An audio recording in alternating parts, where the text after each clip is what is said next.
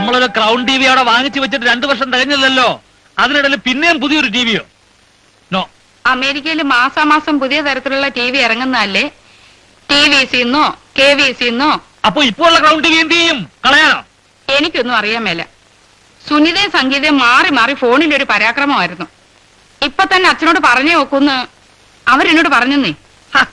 അപ്പൊ ക്രൗൺ എന്ത് ചെയ്യുന്നു പറ. ക്രൗൺ ടി വി മുത്തശ്ശന് കൊടുക്കുക അത്രേ. ഒന്നും പറ്റില്ല. ഒരു കാര്യം ചെയ്യട്ടെ, ആദ്യം ക്രൗൺ വിൽക്കാൻ പറ, ബാക്കി കാര്യം പിന്നെ. എന്തായാലും ശരി, ഞാൻ പറയുന്നത് കേൾക്കൂ. ഉടനടി ക്രൗൺ വിറ്റേ പറ്റൂ. ഹലോ,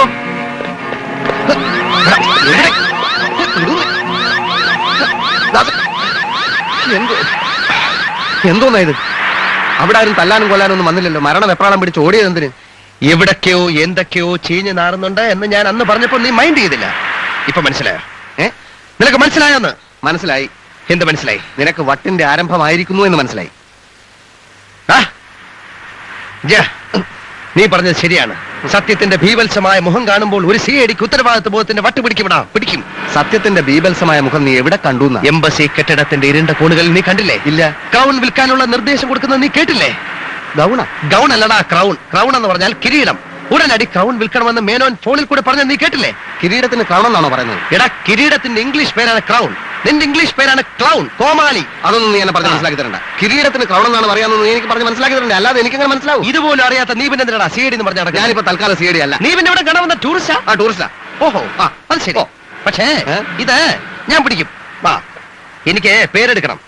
ഇന്ത്യ ഗവൺമെന്റ് എന്റെ പേരിൽ അഭിനന്ദനത്തിന്റെ പൂച്ചെണ്ടുകൾ വാരി വർഷിക്കുന്നത് ഞാൻ നിനക്ക് കാണിച്ചു തരാം. നീ ആരെ പിടിക്കുമെന്നാ പറയുന്നത്? എടാ വിജയ, ദൈവം എനിക്ക് ബുദ്ധി മാത്രമല്ല വളരെയധികം ഭാഗ്യവും തന്നിട്ടുണ്ട്. അല്ലെങ്കിൽ അയാളുടെ കിങ്കരന്മാർക്ക് ഫോണിലൂടെ നിർദ്ദേശങ്ങൾ കൊടുക്കുന്ന സമയത്ത് കൃത്യമായി എനിക്ക് അവിടെ എങ്ങനെ എത്തിപ്പെടാൻ കഴിഞ്ഞു? നമ്മൾ കിരീടം കണ്ടുപിടിക്കുമെന്ന് അയാൾക്ക് ഉറപ്പായി. അതുകൊണ്ടാണ് അയാൾ കിരീടം വിൽക്കാൻ തീരുമാനിച്ചത്. കള്ളൻ കപ്പലിൽ തന്നെയായിരുന്നു. ഇപ്പൊ മനസ്സിലായോ? അയാൾ തന്നെയാണ് നമ്മളെ കൊല്ലിക്കാനും ശ്രമിച്ചത്. അപ്പൊ ഈ മേനോൻ തന്നെയാണോ ഈ പോൾ ബാർബർ? എടാ വിഡ്ഢി, പിന്നല്ലാതെ വലിയ വലിയ കള്ളന്മാർക്ക് വളരെ വളരെ കള്ളപ്പേരുകൾ കാണും. നമ്മൾ എന്ത് ചെയ്യുന്നു എന്ന് അയാൾക്കറിയണം. എന്തിന്? നമുക്ക് ചെലവിന് കാശ് തരില്ലെന്ന് പറഞ്ഞു. എന്തുകൊണ്ട്? എടാ, കയ്യിൽ കാശില്ലാതാകുമ്പോൾ നമ്മൾ ഇൻവെസ്റ്റിഗേഷൻ നിർത്തിവെക്കില്ലേ?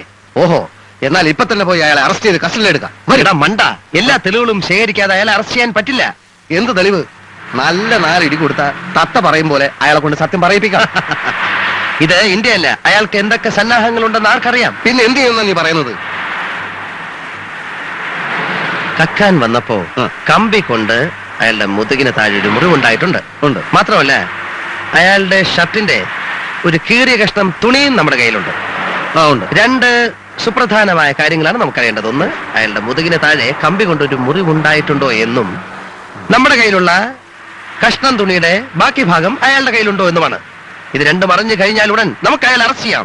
ദ്രോഹി, രാജ്യത്തിന്റെ കാൽവല നടക്കുന്ന തെണ്ടി, രഘുപതി രാഘവ രാജാറാമും ജനഗണമനയും പാടുമ്പോൾ അറ്റൻഷനായി നിൽക്കുന്ന ഇയാൾ തന്നെയാണ് ചേർന്ന് ഓർക്കുമ്പോൾ വിജയ എനിക്ക് ഇപ്പൊ മുതൽ നമ്മൾ ഡ്യൂട്ടിയിലാണ്. We are starting our investigation. Okay,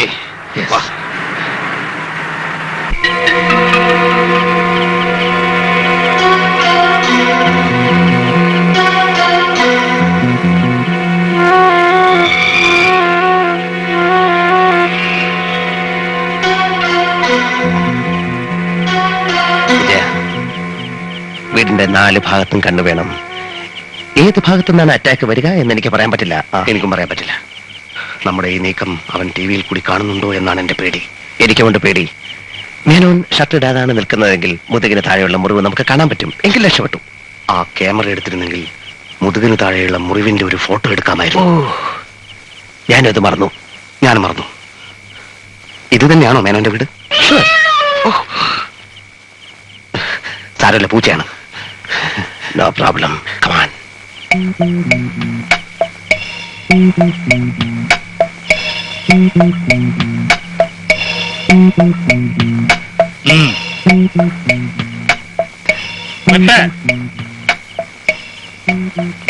കൈവെട്ട്,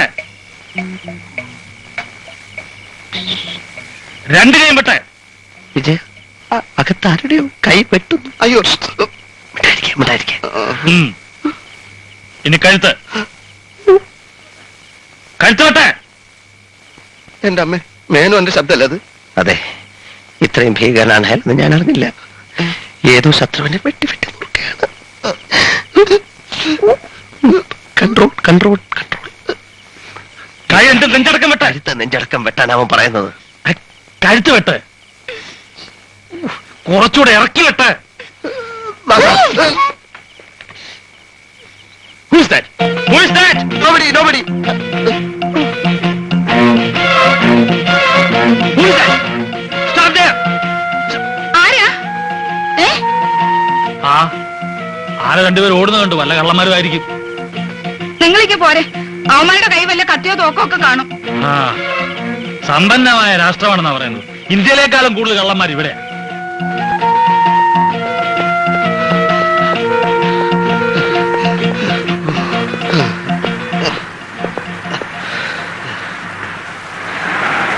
സ്വന്തം വീട്ടിനകത്ത് വെച്ച് മനുഷ്യരെ കൊന്നൊടുക്കുന്നവൻ ഭയങ്കരൻ തന്നെ വിജയ, ഭയങ്കരൻ തന്നെ. അവൻ നമ്മളെ ചേസ് ചെയ്യൂ. എനിക്കതല്ല അത്ഭുതം. അവനെ കണ്ടുപിടിക്കാമെന്ന സിഐഡികളാണ് നമ്മളെന്ന് അറിഞ്ഞിട്ടും നമ്മളെ അവൻ തട്ടായിരുന്നത്. നീഗ്രോളെ വിട്ട് തട്ടാൻ നോക്കിയില്ലേ? അതൊരു തവണ. പിന്നീട് അവനൊന്നും ചെയ്തില്ലല്ലോ. നീ വിചാരിച്ചാൽ അയാളെ പിടിക്കാൻ പറ്റില്ലെന്ന് അയാൾക്ക് വ്യക്തമായി മനസ്സിലായി കാണും. പിന്നെന്തിനും തട്ടണം? ഓ, നീ വലിയ കഴിവുള്ള സിഐഡി ആണല്ലോ, എന്നിട്ട് നിന്നെ തട്ടിയില്ലല്ലോ. ഇട കഴിവിന്റെ കാര്യമൊക്കെ ഞാൻ അവനെ പിടിക്കുമ്പോ നിനക്ക് മനസ്സിലാവും. പിടിക്കും പിടിക്കും. എവിടെയാ പിടിക്കുന്നതെന്ന് നേരത്തെ പറയണം. എടാ, നിന്റെ കഴുത്തും കൈയും കാലും വെട്ടി ഏതെങ്കിലും ഓടയിൽ നിന്നെ അയാൾ കുഴിച്ചു മൂടും. വിജയ, അറം പറ്റുന്ന വർത്താനം പറയരുതേ. പറയിപ്പിക്കുകയാണല്ലോ. എങ്ങനെയെങ്കിലും ഇവനെ ഒതുക്കിയേ. ഈ കേസിൽ നമ്മൾ ഒതുങ്ങേ ഉള്ളൂ. എത്രയും പെട്ടെന്ന് നമുക്ക് കീഴടങ്ങാം. നമ്മൾ കിരീട് അന്വേഷിക്കുന്ന പരിപാടി മതിയാക്കി എന്ന് അയാളോട് ചെന്ന് പറയാം.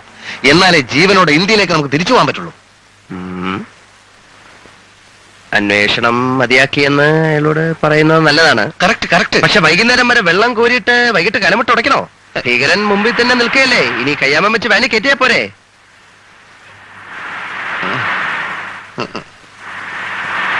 തെളിവോടെ പിടിക്കണമെങ്കിൽ ഇപ്പൊ തന്നെ നമുക്ക് അമേരിക്കൻ പോലീസിന് വിവരം അറിയിക്കണം.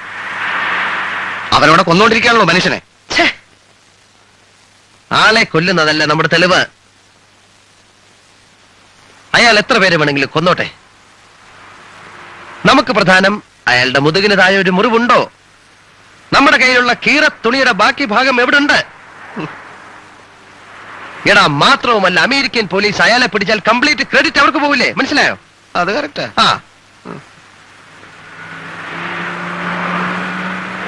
അതുകൊണ്ട് നാളെ രാവിലെ നമ്മൾ എംബസി ചെല്ലുന്നു. ജീവൻ പോയാലും നമ്മൾ ഇനി കിരീടം അന്വേഷിക്കില്ലെന്ന് അയാളെ ബോധ്യപ്പെടുത്തുന്നു. പിന്നെ നമ്മൾ നമ്മളുടേതായ ബുദ്ധിപരമായ അന്വേഷണത്തിന്റെ 2ാം ഘട്ടത്തിലേക്ക് കടക്കുന്നു. Okay okay okay.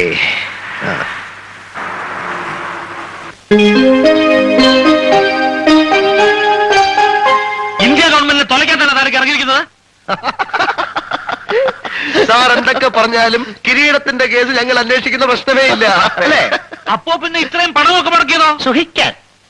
സാർ, കിരീടം മോഷ്ടിക്കുക, കള്ളക്കടത്ത് നടത്തുക, കൊലപാതകം ചെയ്യുക എന്നൊക്കെ പറയുന്ന വലിയ തെറ്റൊന്നുമല്ല, അല്ലേ? വ്യവസ്ഥിതിയുടെ തകരാറ് മൂലം മനുഷ്യൻ ചെയ്തു പോകുന്നതാണ്. അത്തരം ആളുകളെ ശരിക്കു പറഞ്ഞാൽ എനിക്ക് വളരെ ബഹുമാനമാണ്. നിനക്കോ? എനിക്ക് വലിയ ബഹുമാനമാണ്. ഈ തോന്നിവാസത്തിന്റെ ഫലം നിങ്ങൾ അനുഭവിക്കും. ഞാൻ ഇപ്പോൾ തന്നെ സെൻട്രൽ മിനിസ്റ്ററെ ഇൻഫോം ചെയ്യും. ചെയ്തു. ആരെ വേണേലും ഇൻഫോം ചെയ്തു.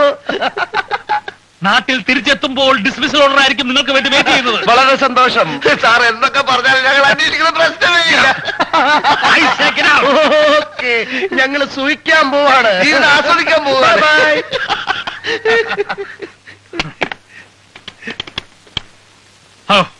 Get an immediate call to Delhi. It's very urgent.